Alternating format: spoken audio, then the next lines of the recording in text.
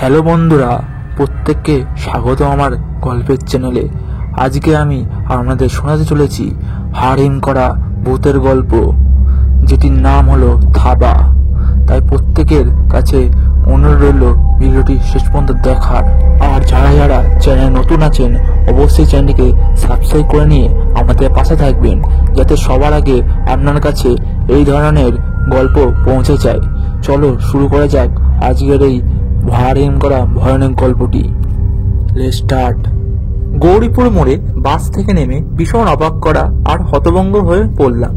দেখি সকল দোকানপাট বন্ধ হয়ে গেছে, তার উপর কোথাও কোনো জনমানবের চিহ্নমাত্র নেই। হাতের ঘড়ির দিকে তাকাতেই আমি চমকে উঠলাম। রাত প্রায় 11:30 বাজে। ট্রেন মিস, তার উপর ঠেলাঠেলি গুতোগুতি এড়ানোর জন্য দুটো বাস ছেড়ে দিয়েছি ঠিকই, তবে এতটা যে রাত হয়ে যাবে তা ভাবতেই পারিনি। হয়তো অতটা অবাক হতো না যদি দীর্ঘ এ পথটা বাসের মধ্যে আরামে ঘুমিয়ে ঘুমিয়ে না কাটাতাম। তা যাই হোক, গৌরীপুর মোড় থেকে মিনিট 30 সাইকেল জার্নি করলেই 3-4টে ছোট গ্রাম ও একটা বিরাট নির্জন ফাঁকা মাঠ পেরিয়ে আমার গায়ে দেখা মেলে। গৌরীপুর মোড় থেকে ডানহাতি রাস্তাটায় হনহনিয়ে ঢুকে বললাম আমি। ইট বিছানো এই পথটাই সীতাগঞ্জ এর সামনে দুটি শাখায় ভাগ হয়ে গেছে, আর তারই একটা ছুটে গেছে আমার গায়ের দিকে। ডানহাতি রাস্তাটা ধরে কিছুটা হাঁটার পর বাঁ পাশে এক ছোট্ট বাড়ির দ্বন্দ্ব দরজার সামনে দাঁড়িয়ে পড়লাম। লোহার টিনবাতা সেই দরজার উপরে দেওয়ালে বাংলায় মোটা মোটা অক্ষরে লেখা সাইকেল জমা রাখা হয়। এটা বুড়ো পরেশ সেনের বাড়ি। যারা কাজকর্ম, লেখাপড়া ইত্যাদির তাগিদে গা ছেড়ে শহরের দিকে যায়, তারা প্রায় সকলেই এখানে তাদের সাইকেল আর মোটর সাইকেলগুলো জমা রেখে যায়। ভাড়া খুবই কম, সাইকেলে প্রতি 5 টাকা আর মোটর সাইকেল 10 টাকা। বাড়ির টিনের দরজায় কয়েকবার সজোরে আঙুলের টোকা দিলাম, কিন্তু কোনো সাড়া মিলল না। শীতের ঠান্ডা হাওয়া দাঁতে দাঁতে কাঁপুনি ধরাচ্ছিল। মাথায় মাফলারটা তা আরো শক্ত কায়দা করে বেঁধে নিলাম। হাতের তালু দুটো ঘষতে ঘষতে ডাক দিলাম, কাকু দরজাটা খুলুন, সাইকেলটা নেব। তারপর আরো কয়েকবার আঙুলের টোকা দিলাম, তাও কোনো কাজ হলো না। খুড়তো এক দাদাকে ফোন করার জন্য পকেট থেকে মোবাইলটা বের করে দেখি বেচারি খিদে পেটে কেঁদে কেঁদে কখন ঘুমিয়ে পড়েছে। এক বিরক্তিসূচক শব্দ করে দরজার দিকে ফিরে দাঁড়ালাম। দেখলাম ওপারে একটা কুঁজো কালো মূর্তি অন্ধকার ঠেলে দরজার দিকে এগিয়ে আসছে। কিছুটা সামনে আসতেই লোকটার হাতের হ্যারিকেনের মৃদু আলোয় তাকে স্পষ্ট চিনতে পারলাম। হ্যাঁ, দোকানি পরেশ সেন।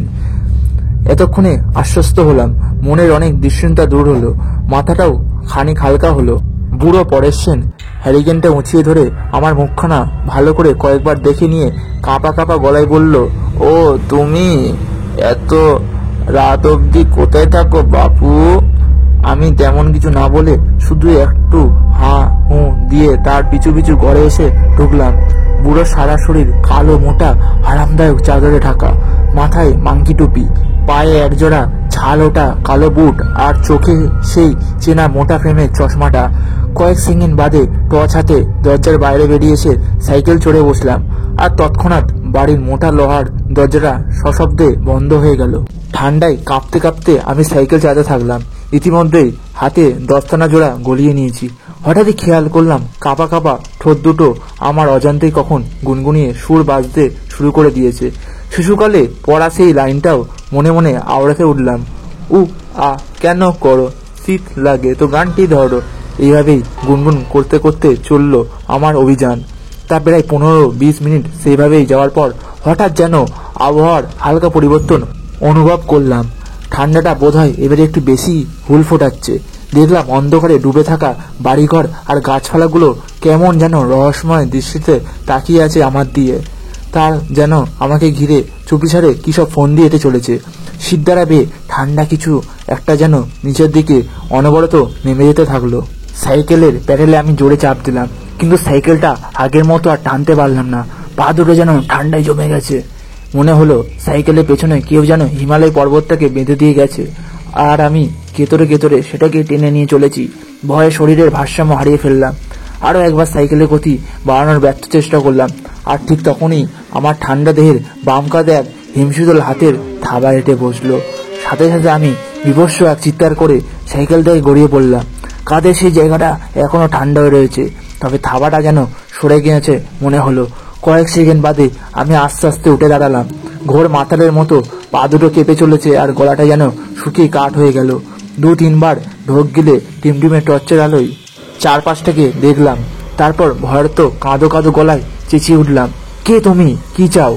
গলার আওয়াজ তো দূরের কথা, ছোটখাটো কোনো শব্দও কানে এসে পৌঁছালো না। আমি সাইকেলটা 2 হাতে চেপে ধরে আবারও একবার চিৎকার করলাম, কে তুমি, কি চাও আমার কাছে? কয়েকবার সেখান থেকে কোনো সাড়া নেই।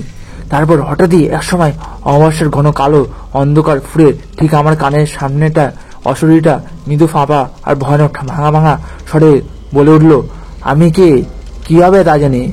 সাইকেলটা চালাও, দ্রুত চালাও, তোমার কোনো ক্ষতি করব না, অন্যথায় হে হে হে তুমি শেষ।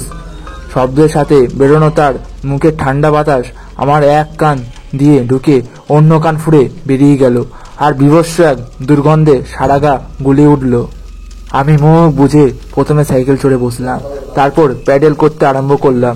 এবারও সে একই কাণ্ড, সাইকেল টানতে গিয়ে টানতে পারলাম না, কোনো রকম গড়িয়ে চলল যা।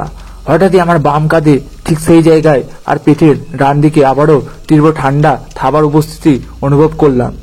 অশরীরটা আমাকে 2 হাতে চেপে ধরেছে। দেহের ওই 2 স্থানের মাংসপেশি যেন জমে বরফ হয়ে গেল। এবার দেখলাম সাইকেলটা সজোরে ছুটছে। বুঝতে পারলাম না কোন দিকে ছুটে চলেছি আমরা। সাইকেলটা থামানোর জন্য সজোরে ব্রেক কষলাম, তবুও থামতে পারলাম না। গাছপালা ঘরবাড়ি ফুঁড়ে সাইকেল এগিয়ে যেতে থাকলো। একসময় সাইকেলটা 3 মাথা রাস্তার মোড়ে এসে পৌঁছলো। চিনতে পারলাম আমি সেই রাস্তা, এটাই তো সীতাগঞ্জ মোড়। মোড়ের বামহাতি রাস্তাটায় নামলেই আর 10-15 মিনিটের পথ। প্রথমে পড়বে সেই পাকা মাঠ, তারপরেই আমার গ্রাম।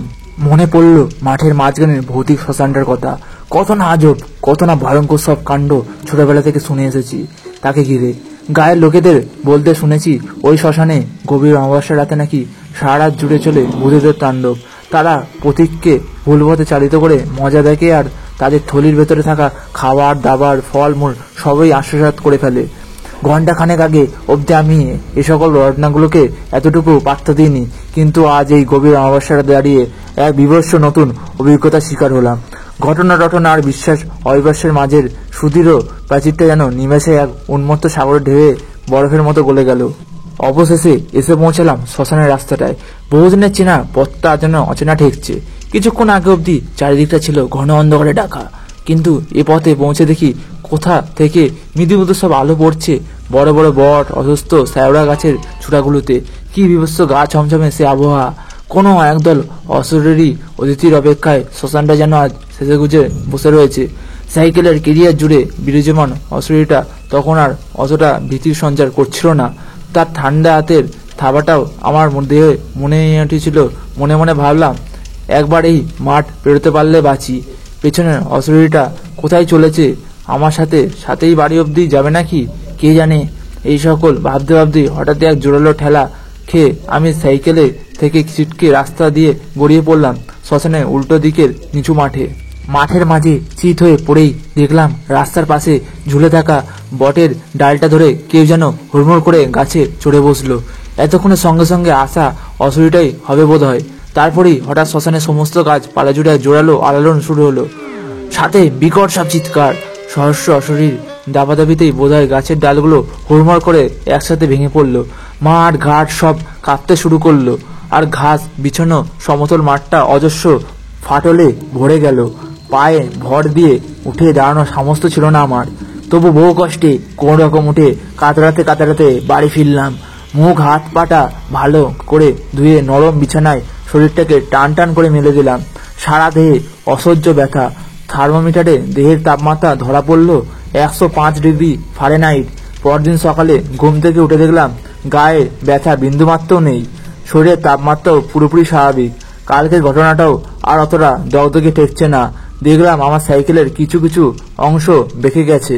ইতিমধ্যে মা হাতে ব্যাগটা দিয়ে গেল বাজারে যাওয়ার জন্য। আমি তৎক্ষণাৎ ব্যবসা সেরে নিয়ে বাজারে বেরিয়ে পড়লাম। হাটটা বসে সীতাগঞ্জ মোড়ে, সেখানেই চলেছি। সেই একই পথ। কয়েক মিনিটের পর শ্মশানের রাস্তাটা এসে পৌঁছালাম।